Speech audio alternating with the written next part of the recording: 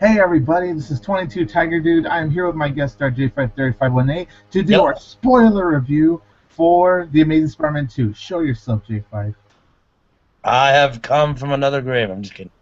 Remember, you guys, this is a spoiler-filled review, so if you have not seen the movie yet, check out my spoiler-free review on my channel and check out J5's spoiler-free review on his channel. I'll leave a link to both my review and his review in the description below. So, without further ado, let's spoil away. I command you, watch the film.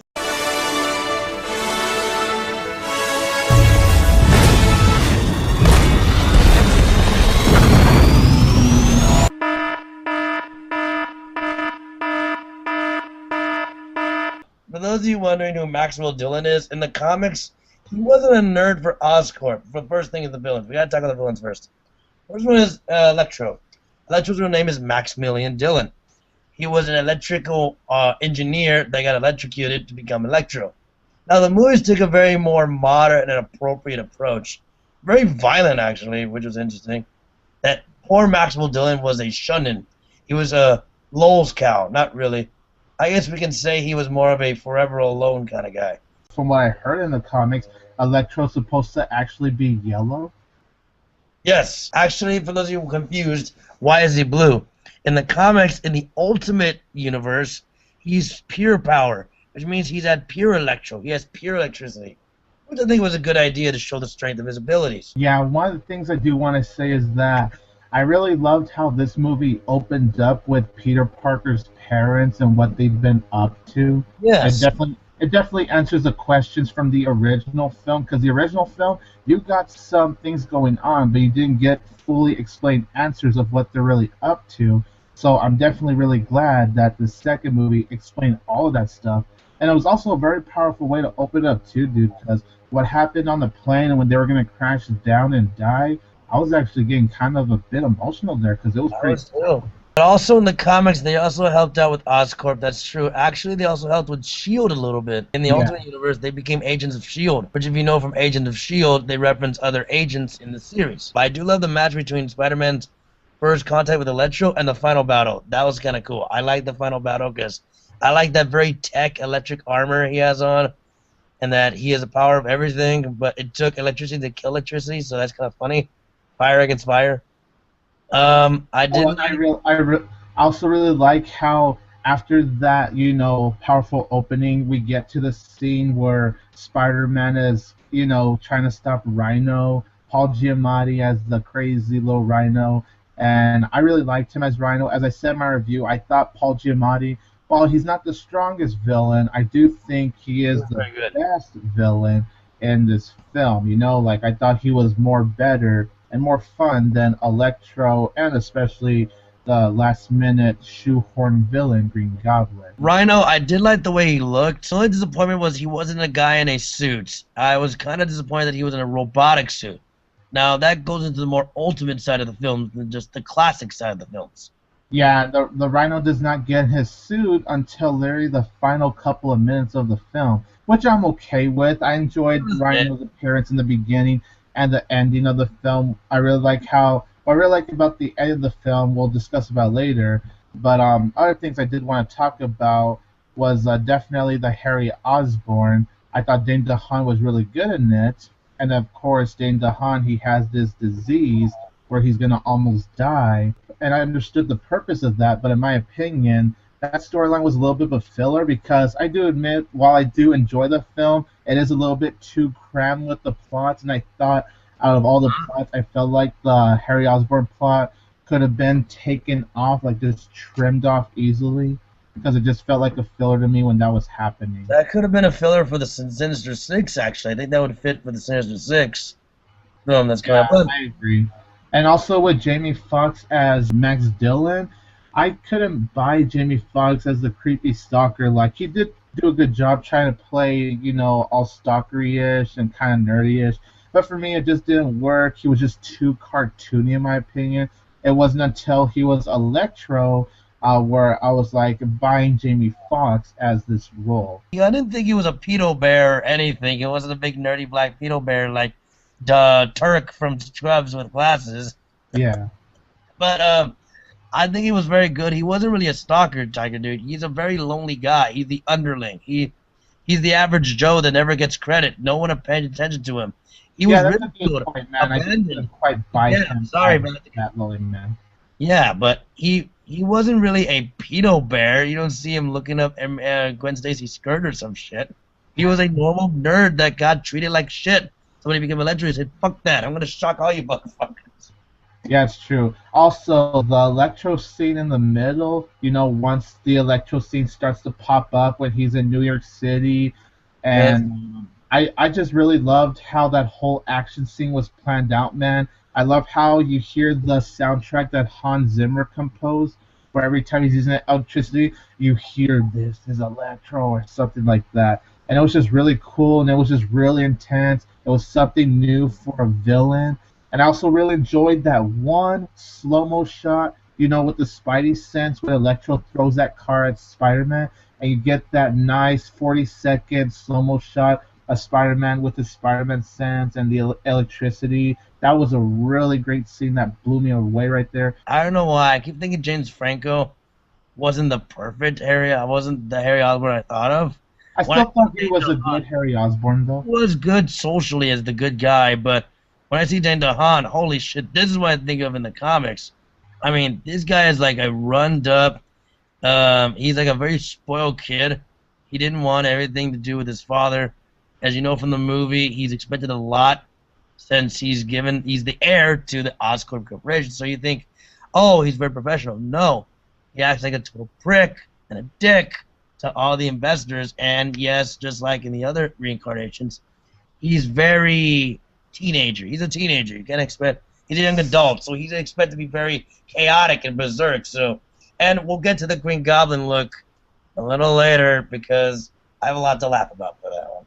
Like I said, I thought he was really good. I just thought his whole storyline was filler. It just didn't really add anything, in my opinion. And even the whole Green Goblin thing, which I do think it's interesting how Harry Osborn tied with Green Goblin, but I just felt like Green Goblin was so shoehorned just because he was just there just to kill Gwen Stacy. That's all he was there for, and I just felt like he was shoehorned for that reason. And yes, ladies and gentlemen, Gwen Stacy, she does die in the movie. So. And to quote again, that exactly happened in the comics. Though it wasn't Harry, it was Norman Osborn as the Green Goblin. Correction. I actually looked up that in the comics. I did my research after watching The Amazing Spider-Man 2, but I just looked up that she actually fell off a bridge in the comics. Is that correct, man? She was on the side of a building. Yeah, she fell off a bridge that was on the side of a building. Peter Parker used the web. It snapped because of her weight, and just like the movie, she fell and collapsed. But I mean, that whole scene, dude, at the clock tower, that whole scene right there, that was like so perfect, man. You had that sad Hans Zimmer soundtrack going on, and you see how Spider-Man's looking at Gwen Stacy's eyes as she is falling down. But man, when Gwen Stacy falls down, man, I was like, whoa, man, that was just so brutal. And of course, Andrew Garfield's performance in that scene was just so heartbreaking because you know how much Peter Parker, Spider-Man, just loves Gwen Stacy so much because the two of them, they have such great chemistry with one another. But they have to move on because love dictates it. She has to go to England for her degree. He wants to be with her. Aunt May is always telling him about responsibility. His Uncle Ben died. I mean, I think this could be the most dramatic Spider-Man since Spider-Man 2, I think. Or maybe a little more dramatic. Yeah, that's actually true, because even to this day, my favorite Spider-Man movie is Spider-Man 2. Same here. And that was because of how strong and how well-developed Doc Ock was. The overall storyline was just great. Of letting go of being a superhero for Tobey Maguire. Yeah, exactly. Able to be normal and not always expecting the ultimate. I did like him being Spider-Man. I liked the idea of him swinging around and parkouring. That was pretty cool. That's Spider-Man, jumping around, swinging up and shit. That was awesome. Oh yeah, and they gave you like a little point of view. Like there would be times where the camera makes you feel that you are Spider-Man. That was pretty cool. That's entertainment immersion. You feel immersed in the movie. That was pretty cool. Oh, and the new Spider-Man suit that they have in the film looks so kick-ass. It's supposed to reflect the Amazing Spider-Man, but it's a little darker. It's it fits. It's if you think about it, The Sam Raimi one and this are kind of identical, but different looks. They Yeah, were it's more true. classical Spider-Man. I think more colorful, I guess, is the word for the suits between the Raimi and the Web. Yes. Remember the Raimi one was like silver black on the webbing. This is just more like okay, it's black and red and all that. I like that Gwen Stacy and him broke up a bit because that really put a niche on the whole all the drama. I mean, if they dragged on their love thing for a long time, it would just ruin the film for me. I'm glad that actually had that pause of moment because remember, Peter Parker has flashbacks of Commander Stacy telling, "Hey, get away from my daughter. You put her in danger." And I like that. It haunts him, and that motivates him to be a better person. It's nothing that he wants to shang out Gwen Stacy. It's just he has to do what's right. Them breaking up for a while at least, because they weren't broken up for that long. But I Yeah. mean, it worked for me. I can understand how it could bug some people though, because some people feels like it's just rushed and it's like, what the hell was the point of that? But it honestly worked for me, and like I said, overall, just how their chemistry works with one another, just how it was planned, it was just so terrific in my opinion. Yeah, I agree. Originally, Green Goblin, as Harry Osborn's, his origin of becoming the Goblin, I think, was a little more better executed in the Raimi films because he did use his father's formula and he did become the Goblin. I think that was better there than it was here, don't you think? Yeah. Oh, and by the way, that look, that Green Goblin look, to me, that was really silly. Not only did I have a problem with Green Goblin being shoehorned just to kill Gwen Stacy, but I thought that look was so awful. Like it was just too cartoony, in my opinion. And that hair. What are you, Super Saiyan Vegeta? This ain't anime. Stop pulling that off, Dane DeHaan. Yeah, I know his hair was sticking up like Goku. I also thought that part with him and the kid, the one near the beginning and the one they show at the end, I thought that added a little bit of sweetness to the overall story. I liked how they Really? really did that with the kid. Yeah, with him and the science project in the winter. I think that's supposed to be the idea of creativity.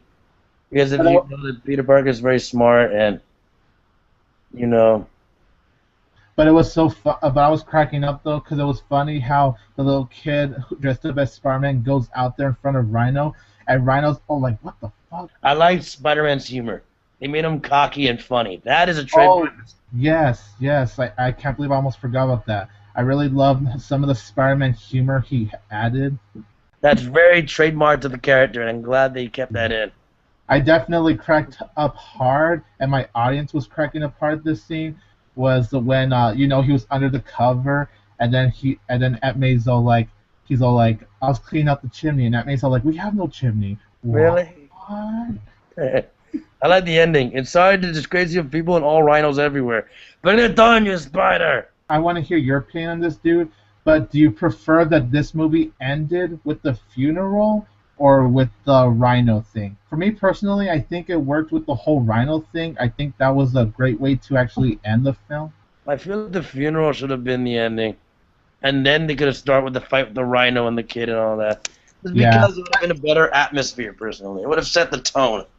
Yeah, that's true. But then again, if you would have to wait for the third one for him to go. Okay, he's gonna go back to Spider-Man. We would have to go through all those phases. So I'm glad we don't have to go through that in the third film. So that's why I'm glad they actually ended it with Peter Parker coming back to Spider-Man and facing Rhino instead of having to deal with all of that in the third film. That's my opinion. I would agree with you there. I gave the film 3 out of 4 stars. He gave it 4 out of 5 stars. Overall, I liked it. Not as much as the original, though, but it was still a fun and enjoyable time.